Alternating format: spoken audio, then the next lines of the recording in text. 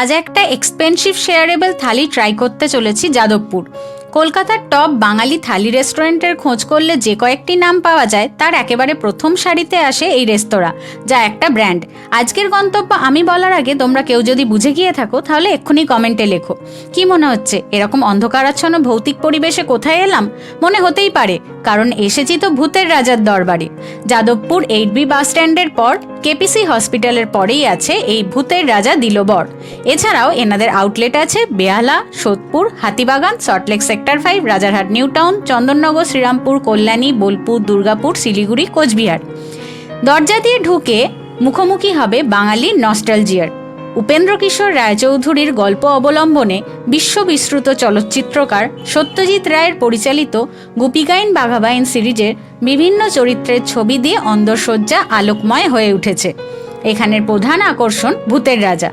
একথা মানতেই হবে, বাঙালি হিসাবে এই প্রতিষ্ঠানের কর্ণধার স্রষ্টা ও তার শিল্পকে এবং শিল্পীদের শ্রদ্ধা ও সম্মান জ্ঞাপনার্থে এই যে উদ্যোগ নিয়েছেন তার প্রচেষ্টাকে কুর্নিশ। নিচে অপেক্ষার জন্য সুন্দর সিটিং অ্যারেঞ্জমেন্ট আছে, নিচের ফ্লোরেও বসার ব্যবস্থা আছে, তবে সেটা অন্ধকারাচ্ছন্ন। প্রপার ভূতের রাজার দরবার। এই সিঁড়ি দিয়ে ওপরে উঠলে আছে শুন্ডি রাজার দরবার। তবে এই পথে দেখা যাবে ওয়াল ডেকোরেশনের জায়গা করে নিয়েছে অসংখ্য ছবি, যা এই রেস্তোরাঁর সঙ্গে সম্পর্কিত। যতই দেখছি ততই স্বতন্ত্রতার ছবি চোখে পড়ছে। এখানে তোমরাও অন্নপ্রাশন, জন্মদিন, বিবাহবার্ষিকী, আইবুড়ো ভাত বা যে কোনো ছোটোখাটো অনুষ্ঠানের আয়োজনের জন্য যোগাযোগ করলে এখানকার ফ্রেন্ডলি কোঅপারেটিভ স্টাফ যথাযথভাবে তোমাদের সাহায্য করবেন। এখানকার বড় বড় করে রয়েছে হাল্লা রাজার ছবি। এবার এই দরজা দিয়েই আমরা প্রবেশ করব শুন্ডি রাজার রাজদরবারে। রাজদরবারের কোনায় কোনায় রয়েছে রাজকীয় আভিজাত্যের ছাপ। চেয়ার টেবিল হোক বা যারা খাবার পরিবেশন করবেন এবং আমাদের আতিথেয়তা প্রদান করছেন তাদের পোশাকেও রয়েছে রাজকীয় বেশ। এছাড়া এখানের আলোকসজ্জা, off white and golden colour combination সবটাই একটা রয়্যাল লুক ক্রিয়েট করছে। দেখতে দেখতে একটা কথাই মনে হচ্ছে, এখনকার প্রজন্মের অনেকেই হয়তো এই কালজয়ী সাহিত্য বা চলচ্চিত্র বিষয়ে অবগত নয়। তারা হয়তো জানেই না কোন থিমে সেজে উঠেছে এই রেস্তোরাঁ। অনেকেই হয়তো জানে না গুপি ও বাঘা প্রতিভাহীন সঙ্গীতপ্রেমী। গুপির গ্রাম আমলকি, বাঘার গ্রাম হর্তুকি। সেখান থেকে তাদের তাড়িয়ে দেওয়া হয়। পথে এক জঙ্গলে দুজনের দেখা হলে সেখানেই ভূতের রাজা তাদের 3টি বর দেন। প্রথম বরে তারা দুজনে দুজনের হাতে তালি দিয়ে যখন ইচ্ছে মনের মতো খাবার খেতে পারে। দ্বিতীয় বরে দুজোড়া জুতো পরে হাতে তালি দিয়ে যেখানে খুশি যেতে পারে। তৃতীয় বরে গান শুনিয়ে লোককে অবশ করে দেওয়ার ক্ষমতা পায়।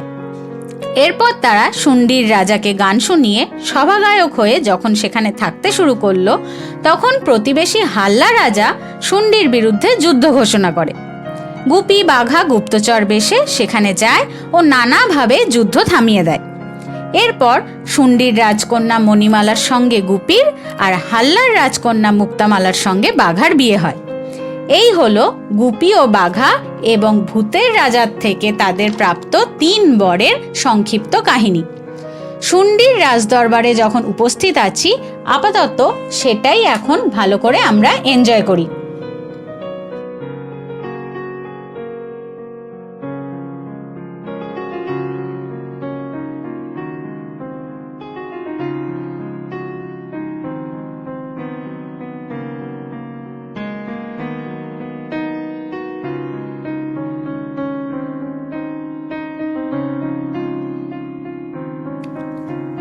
ইতিমধ্যে হাতে পেয়ে গেছি এখানকার মেনু কার্ড। ভিডিওটা পজ করে তোমরা ভালো করে দেখে নিও। এখান থেকে আমি অর্ডার করেছিলাম 1749 প্লাস জিএসটির হীরক রাজার থালি।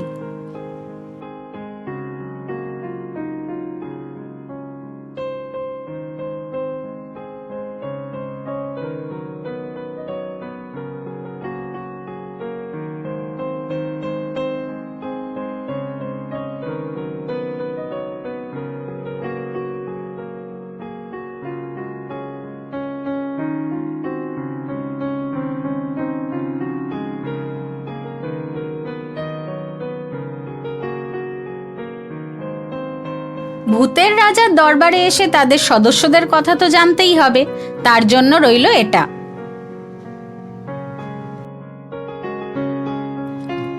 ভূতের রাজার থেকে পাওয়া বর প্রয়োগ করার জন্য যেমন গুপি বাঘাকে একে অপরের হাতে তালি দিতে হতো, এখানেও তেমন তোমাদের সামনে থালি পরিবেশন করার আগে তোমাদের নিজেদের মধ্যে একে অপরের হাতে তালি দিতে হবে। হাতে হাতে দাও তালি, তবে আসে হীরক রাজার থালি। থালিতে কি কি পদ আছে একবার বলে দিই। 2 পিস ফিশ ফ্রাই, 2টো কচুরি, ভাজা মশলার আলুর দম, বাসমতি চালের ভাত, বাসন্তী পোলাও, মাছের মাথা দিয়ে সোনা মুগ ডাল, 5 রকমের ভাজা, একটা সবজি যেটা প্রতিদিন চেঞ্জ হয়, 1 পিস ভেটকি পাতুরি, 1 পিস চিংড়ি মালাইকারি, 1 পিস পদ্মাপাড়ের ইলিশ ভাপা, রাজবাড়ির কষা মাংস, চাটনি, পাঁপড়, রসগোল্লা 2 পিস আর মিষ্টি দই।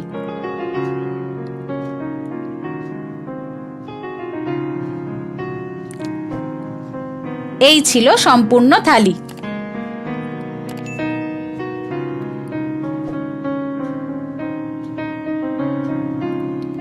প্রথমে ট্রাই করছি কাসুন্দি দিয়ে এই ভেটকির ফিশ ফ্রাই। এরকম সাইজে 2 পিস ফিশ ফ্রাই ছিল। পিওর ভেটকি ইউজ করা হয়েছে, ভেতরে ঠাসা মাছ ছিল, কোটিং খুবই পাতলা এবং ক্রিস্পি, মাছটাও খুব ফ্রেশ। ধনেপাতা, আদা রসুন লঙ্কা বাটা, নুন গোলমরিচ দিয়ে যে ম্যারিনেট করা ছিল সেটার ফ্লেভার বোঝা যাচ্ছিল, খুব ভালো খেতে। এই অরিজিনাল কাসুন্দির ঝাঁঝ এতটাই স্ট্রং যে পুরো মাথায় গিয়ে হিট করছিল। এটার স্বাদ অসাধারণ।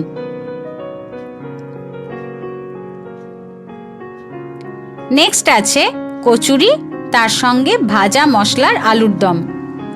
এরকম 2 পিস আলু ছিল, ওপরে কড়াইশুঁটি দেখাই যাচ্ছে, বেশ ঘন গ্রেভি, 4 মগজ পোস্ত বাটা দিয়ে ভাজা মশলা দিয়ে করা, কসুরি মেথি দেওয়া, যা টেস্টটাকে আরও এনহ্যান্স করছে।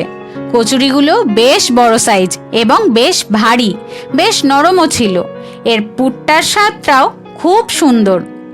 আলুর দমটা স্পাইসি তো নয়, ঝালও নয়, তবে কচুরির সঙ্গে এটার কিন্তু পারফেক্ট ম্যাচ ছিল। খেতে অসাধারণ লেগেছে, দুটো মিলিয়ে দুর্দান্ত।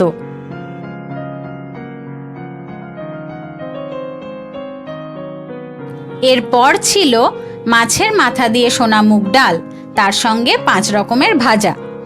ডালটা সত্যি এতটাই ঘন যেন কোনো তরকারির গ্রেভি বলে মনে হচ্ছিল। সত্যি এত ঘন ডাল এর আগে কোথাও পাইনি। তবে একটাই লক্ষণীয় বিষয়, মাছের মাথা দিয়ে ডাল, তবে মাছের মাথার পরিমাণ হিসেবে এই 1 টুকরো কাঁটাই ছিল, আর কিছুই নয়। দেখে যেন মনে হলো মেনু কার্ডে উল্লেখ করা আছে, তাই এই টুকরোটা সান্ত্বনা পুরস্কার। যাই হোক, ডালটা 5 রকম ভাজা দিয়ে ট্রাই করছি, যেমন বেগুন ভাজা, আলু ভাজা, কুমড়ো ভাজা, কাঁচকলা ভাজা, পটল ভাজা। ডালের স্বাদটাও কিন্তু বেশ ভালো ছিল। সব ভাজা দিয়ে মিলিয়ে খেতে কিন্তু বেশ ভালো লাগলো।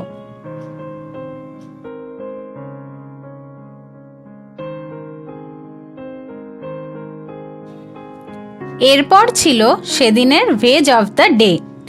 এখানে সেদিন ছিল এঁচোড় আলুর তরকারি। বেশ অনেকগুলোই এঁচোড় ও আলু ছিল, গ্রেভিটাও বেশ ঘন। তবে এখানে এখনো পর্যন্ত যা খেলাম কোনোটাই যে খুব স্পাইসি বা ঝাল একদমই নয়। প্রত্যেকে স্বচ্ছন্দে স্বাদ আস্বাদন করতে পারবেন। এই পদটিও বেশ ভালো করে কষিয়ে রান্না করা, এঁচোড়গুলো সুসিদ্ধ, দারুণ টেস্ট। এরপর ছিল ভেটকির পাতুরি, এরকমভাবে কলা পাতায় মোড়া যেরকম হয়।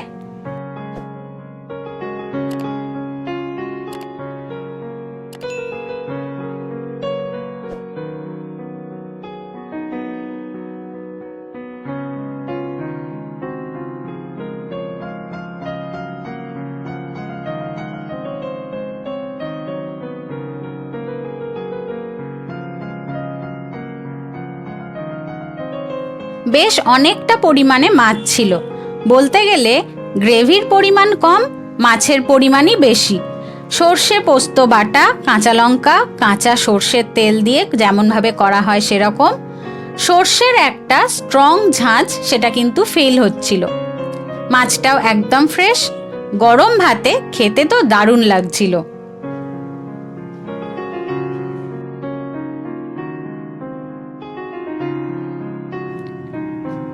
এরপর ছিল চিংড়ি মালাইকারি। এক পিস বেশ বড় সাইজ, প্রায় থালার অর্ধেক অংশ জুড়ে আছে। সোজা রাখার জন্য মাঝ বরাবর কাঠি দিয়ে দেওয়া হয়েছে। এটারও গ্রেভি দেখতে পাচ্ছ বেশ ঘন। এটার স্পেশালিটি হলো নারকেলের দুধ, এলাচ, দারচিনি সুগন্ধ। সর্ষের তেলে পেঁয়াজ, আদা, রসুন বাটা, নারকেলের ঘন দুধের গ্রেভিতে চিংড়িগুলো রান্না করা হয়। চিংড়িটাও ফ্রেশ ছিল, তবে এই চিংড়ির খোসা ছাড়ানোটাই হলো ডিফিকাল্ট টাস্ক। যাই হোক, এটা কিন্তু খেতে ছিল অত্যন্ত সুস্বাদু। নর্মালি চিংড়ি মালাইকারি একটু মিষ্টি স্বাদের হয়, এখানেও তার ব্যতিক্রম হয়নি। নেক্সট, পদ্মা পাড়ের ইলিশ ভাপা। এই এত বড় সাইজের ইলিশের পেটি দিয়েছিল, তবে এটা পদ্মা পাড়ের কি অন্য কোনো নদীর পাড়ে তা বলতে পারবো না। মেনুতে এই নামটাই ছিল। তোমরা হয়তো লক্ষ্য করে থাকবে এখানে প্রতিটি পদ খুব নিখুঁত যত্ন সহকারে তৈরি হয়েছে। কোনো পদ নেই, কোনো অভিযোগ করার জায়গা নেই। সর্ষের তেলে সর্ষে বাটা, হলুদ দিয়ে মাছগুলো দিয়ে কষানোর পর শেষে কাঁচা সর্ষের তেল, কাঁচা লঙ্কা দেওয়া। গ্রেভি দেখেও বোঝা যাচ্ছে সেটা। স্বাদেও সর্ষে বাটা, সর্ষের তেল, কাঁচা লঙ্কার ফ্লেভারটা খুব সুন্দরভাবে ম্যাচ করছিল। মাছটাও বেশ বড়। কাটার জন্য আমি খুব একটা ইলিশ ভক্ত না হলেও এখানে কিন্তু আমি খুব তৃপ্তি করে খেয়েছিলাম।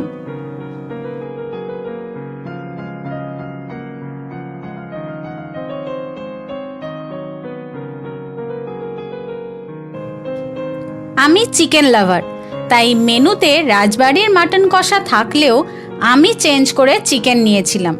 এরকম দুটো চিকেন লেগ পিস দিয়েছিল।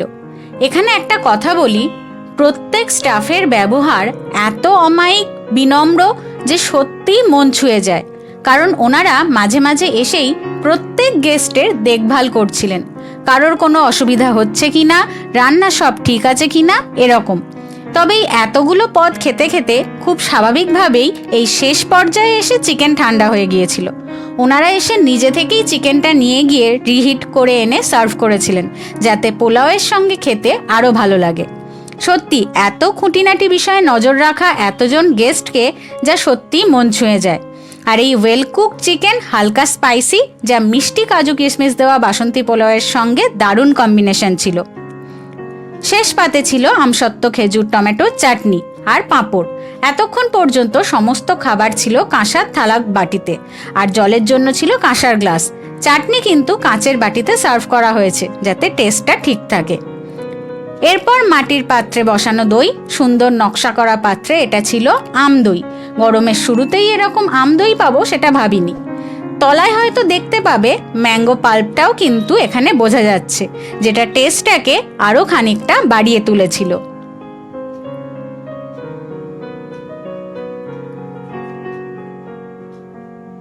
শেষ পাতে ছিল 2 পিস রসগোল্লা, খুবই সফট। এর আর আলাদা কি রিভিউ দেব। আর এরপর ছিল পান। শুরুতেই বলেছিলাম এক্সপেন্সিভ থালি, তবে শেষে বলবো একদিন হয়তো ট্রাই করতেই পারো। Value for money. আমি তো টোটালি স্যাটিসফাইড, তবে আরও স্যাটিসফাইড হব যদি ভিডিওটা লাইক, শেয়ার আর চ্যানেলটাকে সাবস্ক্রাইব করে পাশে থাকো। সকলকে জানাই শুভ নববর্ষের অগ্রিম শুভেচ্ছা। নতুন বছর সকলের খুব ভালো কাটুক। ধন্যবাদ।